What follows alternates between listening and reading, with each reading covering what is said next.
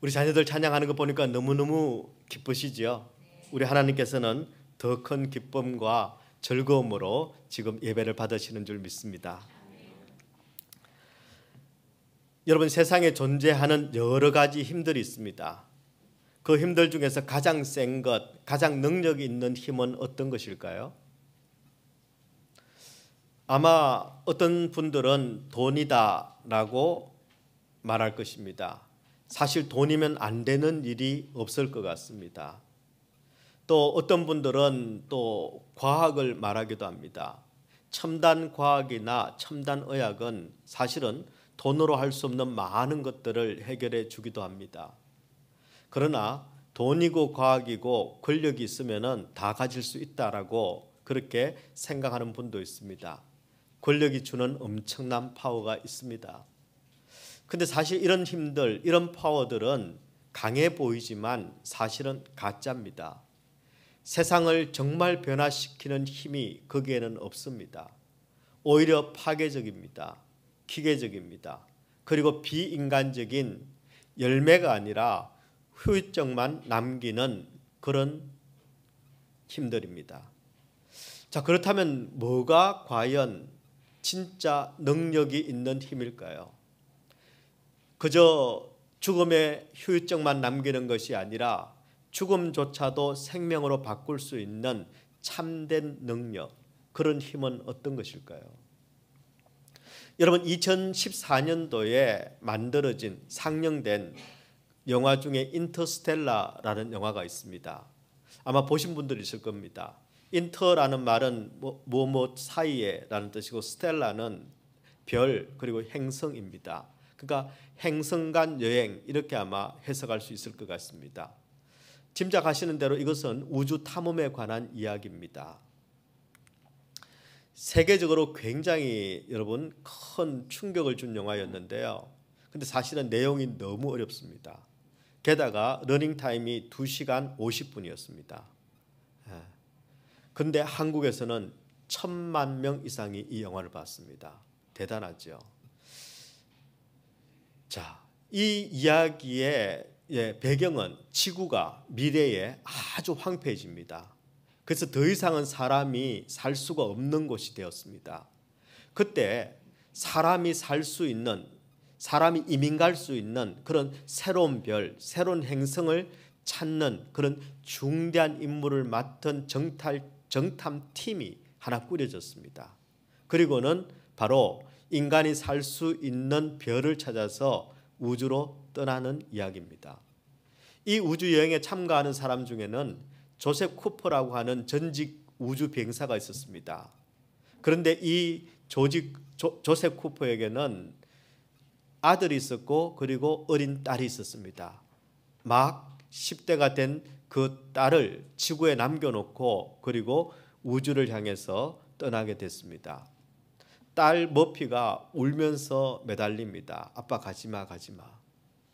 그러나 조셉 쿠퍼는 내가 반드시 돌아올 거야. 나는 반드시 돌아온다. 라고 굳게 약속을 하고 우주로 떠나갑니다. 근데 사실 이 우주 비행은 애당초 돌아올 기약이 없는 여행이었습니다.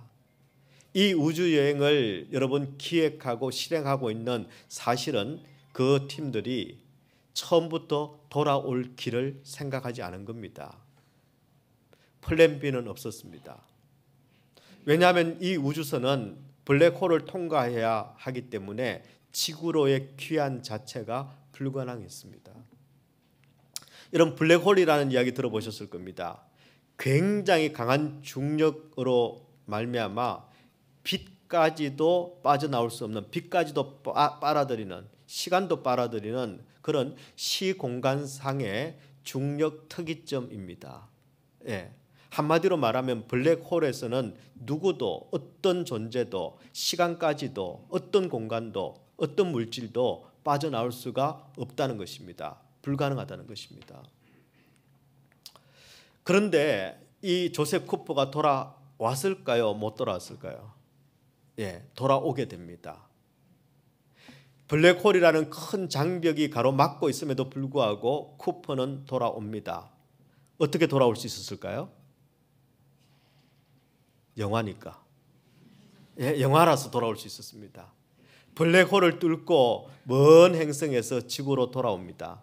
이 이야기를 하기 위해서 웜홀이라는 그런 가상 개념이 등장을 합니다. 웜홀이 뭐냐면은 블랙홀과 화이트홀을 연결하는 그런 통로가 있다는 것입니다. 이 가상적인 물리학적인 상상입니다. 그런 것도 동원하고요. 그리고 현대 물리학에서 각광받고 있는 스트링 시어리라는 그런 물리학적인 기법도 동원하고, 그리고 보면은 테스렉트라는 아주 특별한 5차원적인 장치가 있다라는 이것도 가상입니다. 그런 것들이 다 등장을 합니다. 예. 하지만 사실은 이런 과학의 힘이 아니라, 컴퓨터의 힘이 아니라, 최첨단 과학 장비의 힘도 아니라, 이 영화에서 말하고자 하는 것은 바로 조셉 쿠퍼가 딸을 사랑했기 때문에, 오직 딸에 대한 사랑 때문에 돌아올 수 있었다라고 말합니다. 나는 반드시 돌아오겠다, 나는 반드시 돌아오겠다 하는 이 사랑하는 딸과의 약속 때문에 여러분 모든 난관을 다 뚫고 그리고 돌아올 수 있었던 것입니다. 이 영화를 만든 제작자 그리고 감독이 크리스토퍼 놀란이라는 아주 유명한 감독입니다. 그 감독도 이런 이야기를 했습니다. 이 영화를 만든 의도는 디지털과 기계 문명의 시대에 정말 과학이면 모든 것을 다 할 수 있다라는 그런 생각을 하고 있는 이 시대에 진짜 모든 것을 넘어설 수 있는 힘, 그것은 바로 사랑이라는 것을 보여주기 위해서 이 영화를 만들었다고 그렇게 밝혔습니다. 그렇습니다. 이 세상에 수많은 파워가 있지만 사랑과 비교할 힘은 없습니다. 사랑은 여러분 하나님께서 저와 여러분 그리고 온 인류에게 주신 최고의 최상의 선물이 바로 사랑입니다. 여러분, 하나님께서는 죽음밖에 없는 이 땅, 모든 만물을 다 죽게 만드는 여러분 이 블랙홀과 같은 이 죽음의 어둠 가운데 사람의 몸을 입고 오셨습니다. 그리고 우리의 모든 죄를 대신해서 그분은 십자가에 달리셨습니다. 피와 물을 다 쏟으신 다음에 그분은 그분의 생명까지도 우리에게 내어주셨습니다. 그리고 3일 만에 다시 살아나셔서 우리에게 영원한 생명을 주셨습니다. 그래서 부활은 여러분 하나님의 사랑의 최고의 사건입니다. 그리고 하나님 사랑의 완성입니다. 만약 부활 사건이 없었다면 하나님의 사랑은 아무런 능력도 없는 그냥 공허한 사랑으로 구호로 끝나버렸을지도 모릅니다. 그러나 예수님께서 십자가에 죽으신 이 예수님께서 다시 살아나심으로 말미암아 블랙홀과 같은 이 죽음을 꿰뚫고 이 땅에 오시고 그리고 그분이 죽으시고 살아나심으로 말미암아 우리를 함께 살리셨습니다. 마침 블랙홀을 뚫고 여러분 화이트홀과의 길을 내셨던 것처럼 우리 주님께서는 이 어둠의 세상, 죽음밖에 없는 세상, 영원한 지옥 가운데 여러분 빠져 있는 이 세상에서 바로 천국으로 가는 그 길을 여신 분, 그분이 예수 그리스도이십니다. 여러분께서는 이 놀라운 하나님의 사랑을 여러분 알고 계십니까? 세상 무엇과도 비교할 수 없는 가장 숭고한, 가장 가치 있는 바로 하나님의 이 사랑을 여러분 아십니까? 그렇다면 여러분 이 사랑을 받은 저와 여러분은 지금 어떻게 살아가고 있습니까? 여러분 부활의 사랑을 아는 사람, 세상에서 가장 존귀하고 가장 가치 있고 가장 아름다운 것을 가지고 사는 사람은 남들하고 다르게 살아야 합니다. 우리는 더 이상 죽음에 눌려 살면 안 됩니다. 바라기는 저와 여러분이 부활을 그냥 지식으로 아는 그런 사람이 아니라 부활의 능력을 알기 때문에 부활을 누리고 부활을 체험하는 그런 능력 있는 인생들이 다 되시기를 우리 주님의 이름으로 축원합니다. 자, 그렇다면은 과연 사망 권세를 이기신 이 부활의 능력을 아는 사람, 그런 사람들은 어떤 은혜를 누리게 될까요? 저는 여러분에게 두 가지를 나누려고 합니다. 첫 번째, 사망 권세를 이기신 부활의 능력을 아는 사람들은 살아남의 은혜를 누리게 됩니다. 살아남의 은혜입니다. 여러분, 오늘 본문의 말씀은 엠마오로 가는 두 제자가 부활하신 주님을 만나고 그들이 다시 살아나는 회복의 이야기입니다. 여러분, 아마 부활절 설교 본문으로 많은 목사님들이 이 본문을 선택합니다. 저도 이 본문을 가지고 여러 번 여러분과 말씀을 나눈 기억이 있습니다. 엠마오로 가는 두 제자. 오늘은 또 다른 측면에서 제가 여러분하고 말씀을 나눌 텐데요. 여러분, 엠마오로 가는 이 두 제자는 누구일까요? 지금 왜 엠마오로 가고 있을까요? 사실 성경에는 이 두 사람을 제자라고 부르지 않습니다. 13절 말씀에 보면요, 그날에 그들 중 둘이 예루살렘에서 25리 되는 엠마오라 하는 마을로 가면서라고 되어 있습니다. 누가복음 24장 13절 좀 비춰주시겠어요? 네.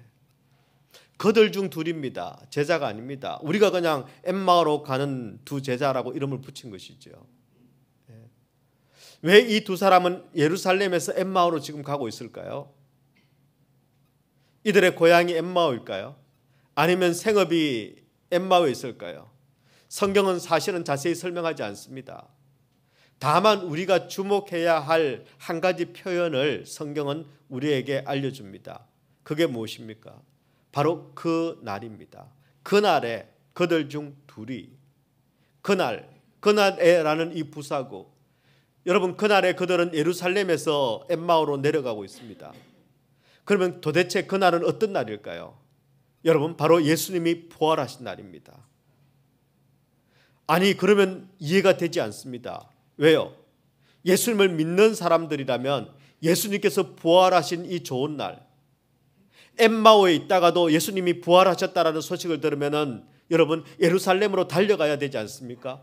부활하신 예수님을 만나야 되지 않습니까? 부활하신 그 예수님을 맞이해야 되지 않겠습니까? 그런데 오히려 지금 주님께서 부활하신 그날 예루살렘에서 엠마오로 지금 내려가고 있습니다. 왜 그랬을까요? 바로 이들은 예수님의 부활을 믿지 못했기 때문입니다. 여러분, 예수님의 부활을 믿지 못하는 사람들은 여러분, 바로 예수님이 계신 그곳 생명의 자리를 떠나갑니다. 바로 예수님이 살아나신 그곳, 부활하신 주님이 계신 그곳이 바로 내가 사는 곳인데도 불구하고 바로 그곳을 떠나서 엠마오로, 오히려 죽음이 있는 곳으로 지금 가고 있다는 것입니다. 여러분, 이것은 단순히 장소의 문제가 아닙니다. 여러분, 누가복음 24장을 전체적으로 살펴보면요, 거기에는 예수를 아는 사람들, 그래서 예수를 믿고 예수를 따라다녔던 그 사람들의 이야기가 기록이 되어 있습니다. 여러분, 1절에서 12절까지는 예수를 따르던 여인들의 이야기가 나옵니다. 그리고 13절에서 35절까지의 말씀에 보면은 오늘 우리가 살펴보고 있는 이 본문의 주인공인 엠마오로 가는 두 제자의 이야기입니다. 그리고 36절에서 43절까지의 말씀을 보면은 여러분, 예수님의 11제자, 12제자에서 가룟 유다는 사라지고 지금 예수님의 남은 11제자의 이야기가 누가복음 24장에서는 펼쳐지고 있습니다.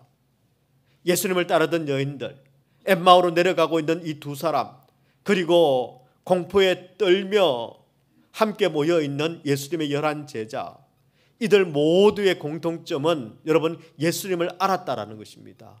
예수님을 믿었다라는 것입니다. 그리고 예수님을 따라다니기까지 했던 그런 사람들이었습니다. 근데 여러분, 지금 이들의 또 다른 공통점이 있습니다. 그게 뭔지 아십니까? 그렇게 예수님을 사랑했던 사람들이었는데, 그렇게 예수님을 따라다녔던 사람들이었는데, 그러나 우리 예수님의 부활을 그들은 믿지 않았습니다. 아니, 부활의 능력을 그들은 알지 못했습니다. 여러분, 우리가 부활의 능력을 모르면 믿는 사람이나 예수를 모르는 사람이나 신자나 불신자나 다 비슷한 모습, 똑같은 모습으로 살아가게 됩니다. 그렇게 예수를 믿는다고 했던, 그렇게 예수님을 따라다녔던 바로 그 사람들이 정작 부활하신 주님을 알지 못하고 부활의 그 능력을 믿지 못하고 그렇게 살아갈 때 어떤 모습인가 하는 것을 성경은 오늘 우리에게 보여주고 있는 것입니다.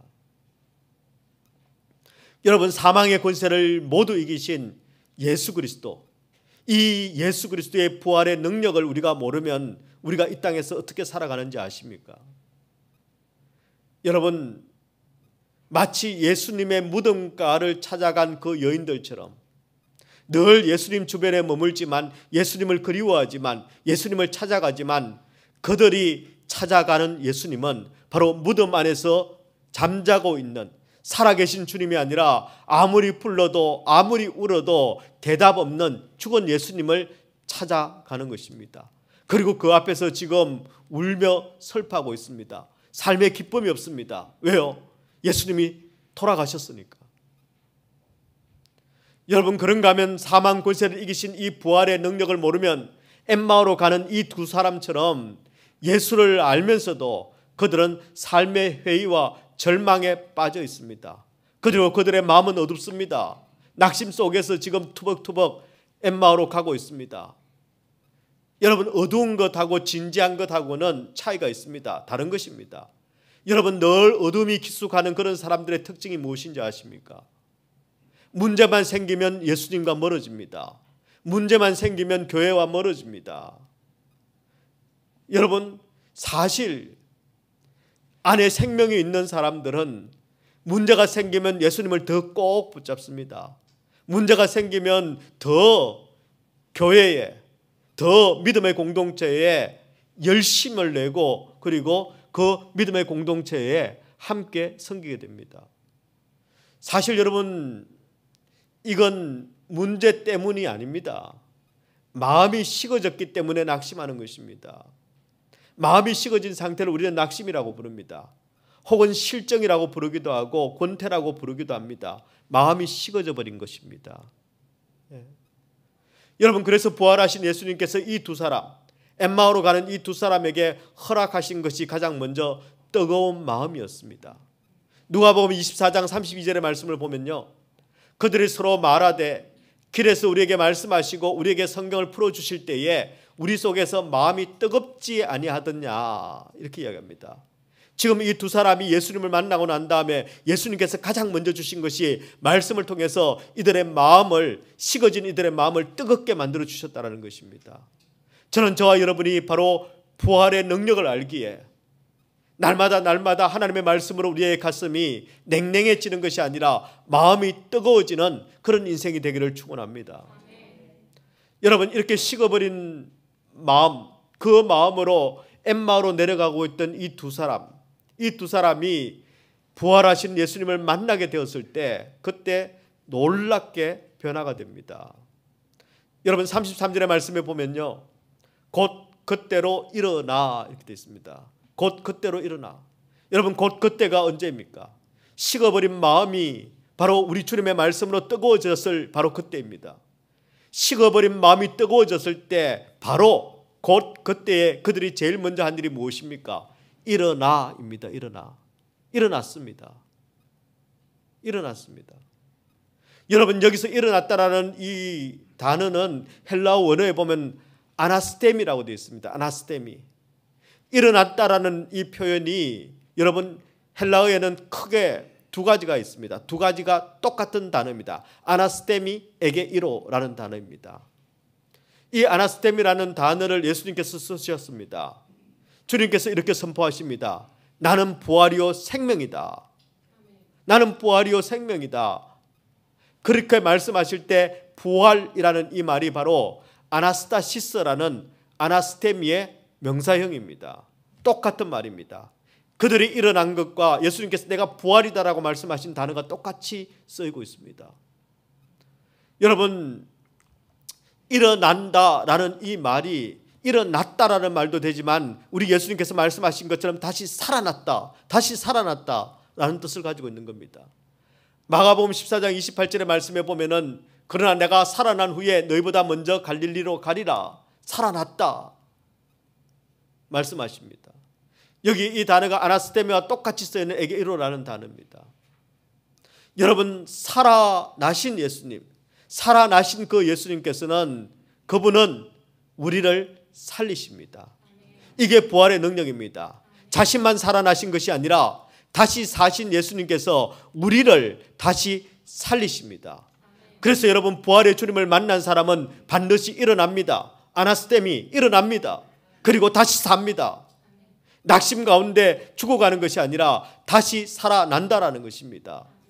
여러분, 고린도전서 6장 14절에 이렇게 말씀합니다. 하나님이 주를 다시 살리셨다.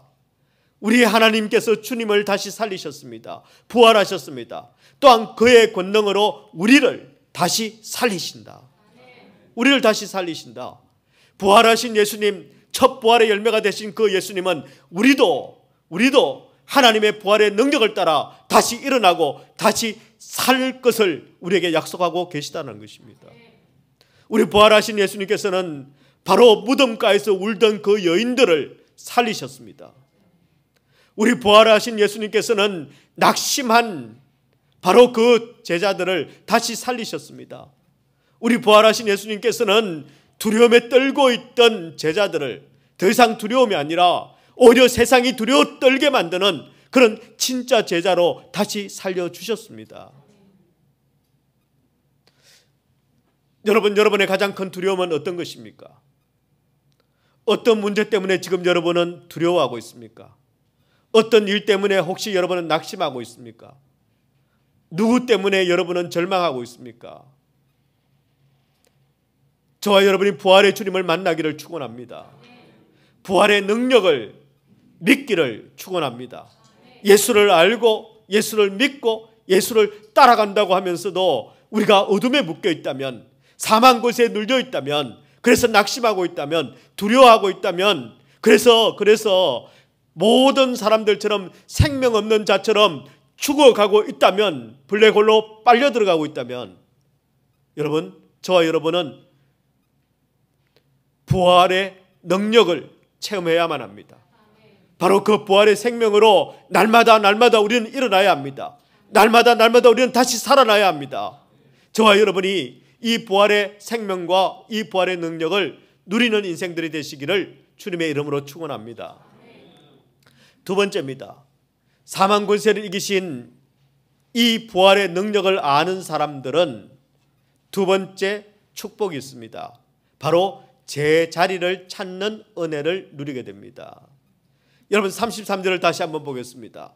곧 그때로 일어나 예루살렘에 돌아가 보니, 이렇게 되어 있습니다. 부활하신 주님을 만나 마음이 뜨거워졌습니다.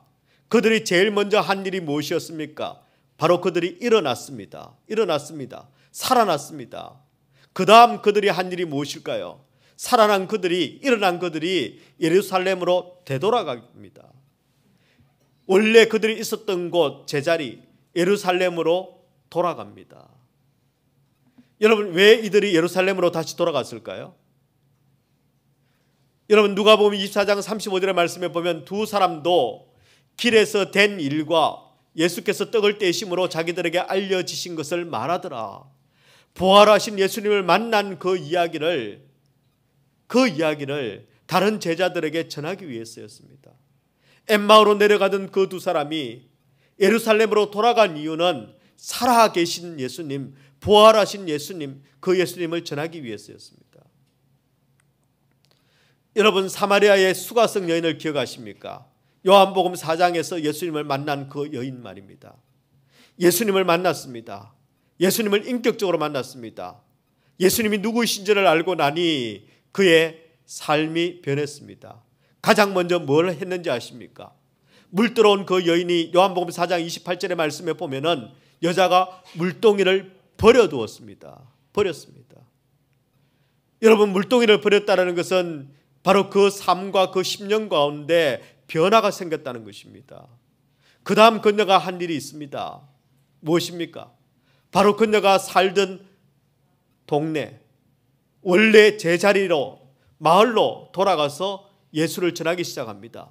요한복음 4장 28절의 말씀입니다. 동네로 들어가서 사람들에게 이르되, 여러분, 이 여인은 아무도 만나고 싶지 않아서 낮에 물을 들어온 사람입니다. 왜요? 자기를 보기만 하면은 손가락질하고 수근거리고 멸시하고 천대하기 때문입니다. 그런데 바로 그 사람들, 나를 욕하던 사람들, 나를 멸시하던 사람들, 바로 나를 손가락질하던 그 사람들에게 돌아갑니다. 그리고 29절의 말씀에 보면 그는 이렇게 이야기합니다. 내가 행한 모든 일을 내게 말한 사람을 와서 보라, 와서 봐라. 이는 그리스도가 아니시냐.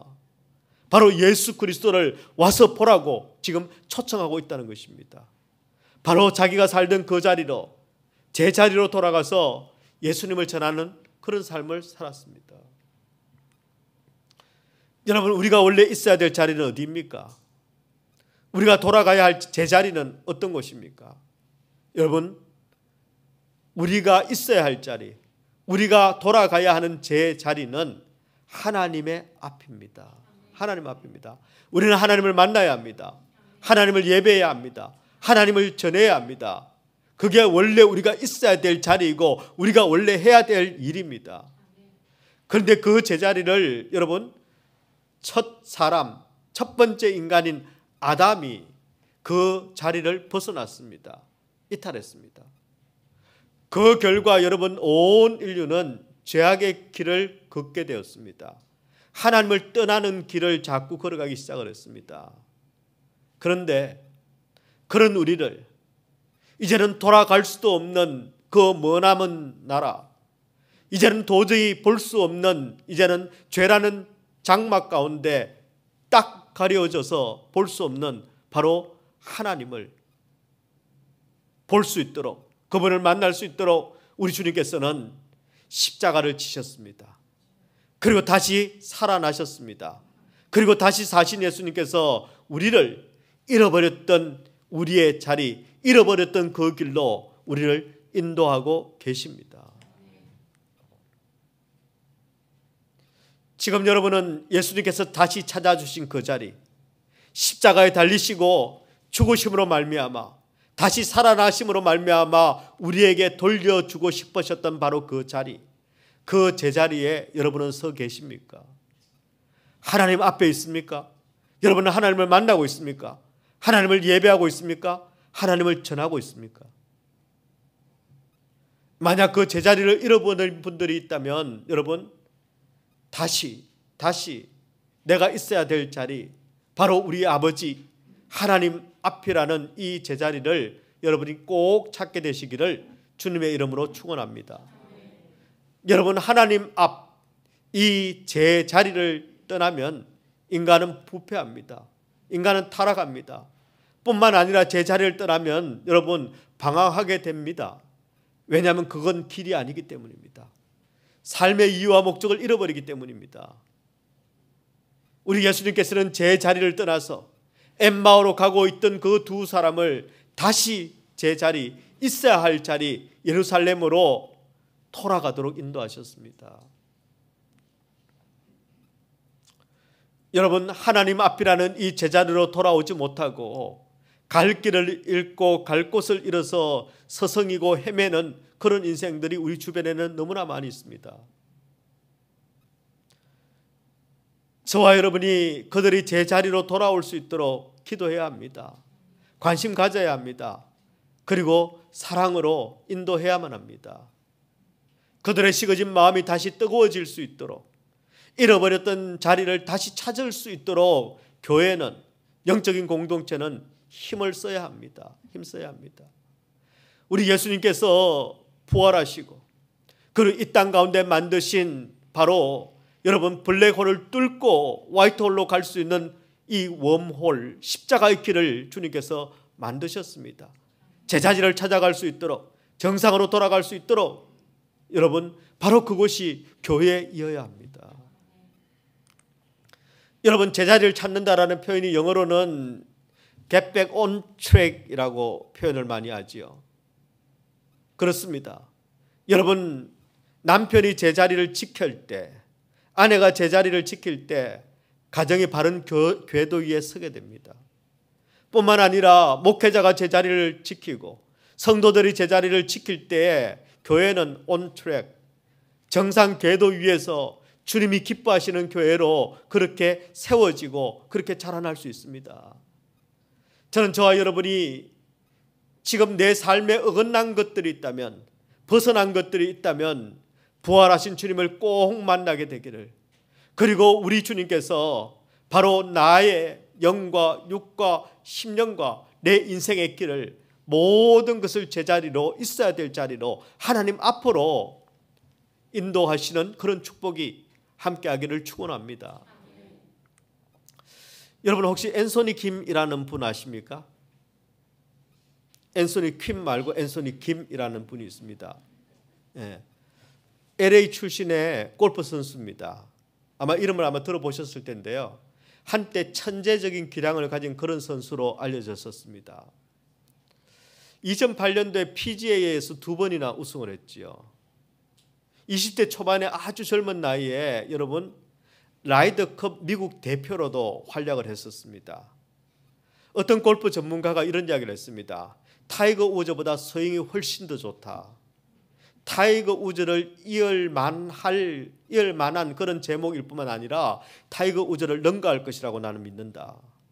이런 극찬을 받았습니다. 그런데 여러분 2012년 이후로 여러분 이 앤소니 킴의 행방이 묘연해졌습니다. 어떤 경기에도 출전하지 않았습니다. 도대체 그 이유가 무엇일까요? 그래서 골프계에서는 이 앤소니 킴이 골프계에 놔두는 미스테리 중에 하나로 지금 그렇게 앤소니 킴 미스테리라는 이야기가 있을 정도입니다. 한 기자가 이 미스테리를 취재를 했습니다. 도대체 왜 그랬을까? 여러 취재를 하고 여러 사람을 만나면서 그가 알게 된 것은 2012년 그 여름에 아킬레스 근육에 그리고 그 외에 몇 군데에 부상을 당했다고 합니다. 그런데 이 부상은 몇 달 치료하면은 회복될 수도 있는 그런 부상이었는데 수술을 한 다음에 앤소니 킴이 영영 복귀를 하지 않았다는 것입니다. 돌아오지 않았다는 것입니다. 왜 안 돌아왔을까? 왜 그렇게 잘 나가던 선수가 치료 잘 받고 다시 복귀하면 될 텐데 왜 사라져 버렸을까? 그게 미스테리라는 것입니다.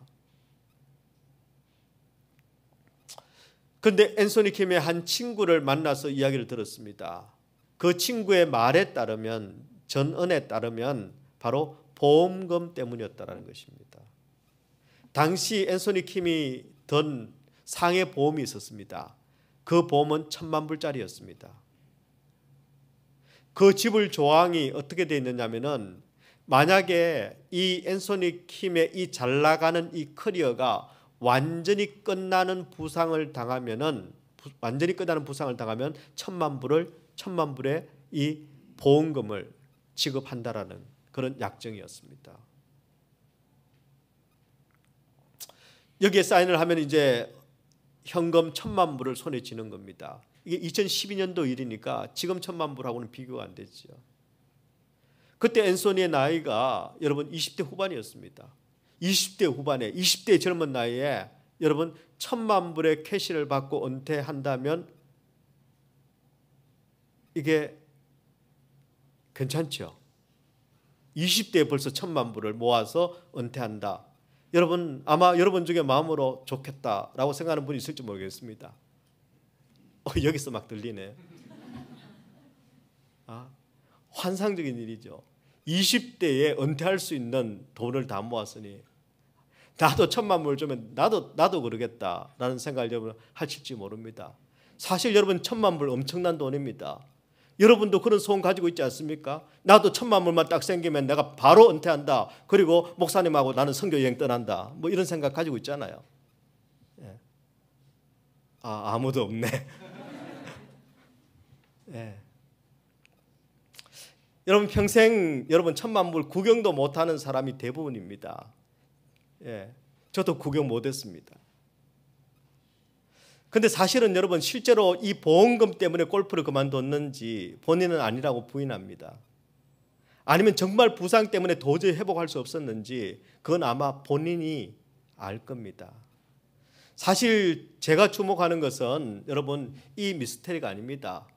저는 그것이 알고 싶지 않습니다. 사실은.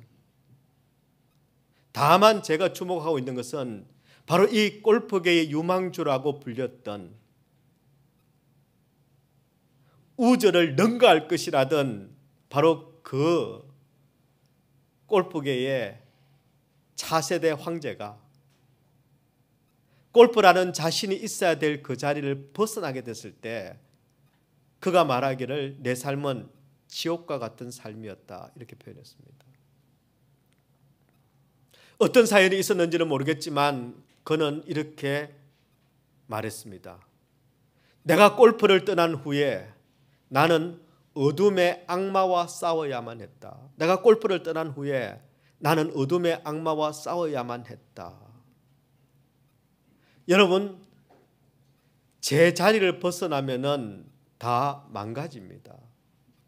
아무리 능력이 있어도, 아무리 돈이 많아도, 아무리 젊고, 아무리 앞길이 창창해도 내가 있어야 할 그 제 자리를 벗어나면 그 자리는 어둠의 자리가 되고 그 자리는 악마와 싸워야 되는 처절한 자리가 되는 것입니다. 여러분, 부활이 무엇입니까? 죽음이라는 어긋난 길에 서 있던 우리를 다시 생명의 자리로, 다시 살아나는 자리로, 다시 원래에 있어야 되는 바로 그 자리로 여러분 돌이켜주신 하나님의 사랑, 하나님의 능력, 그것이 바로 부활입니다. 저는 이 부활의 아침, 다시 살아나신 우리 주님의 부활이 바로 그 주님이 약속하셨던 것처럼 우리의 부활이 되기를 주님의 이름으로 축원합니다. 그래서 우리의 모든 죽어있는 것들이 다시 살아나고 다시 회복되고 다시 원래의 자리로 돌아가기를 원합니다. 그래서 이제는 두려움이 아니라, 무덤가를 찾는 인생이 아니라 부활하신 주님을 만나서 그 부활하신 주님을 찬양하고 살아계신 주님을 경배하고, 그리고 그 살아계신 주님의 인도하심을 따라 내 평생에 내가 영원한 생명과 부활의 능력으로 날마다 날마다 승리하는 바로 부활의 생명을 가진, 부활의 능력을 가진 축복 인생이 되시기를 우리 주님의 이름으로 축원합니다.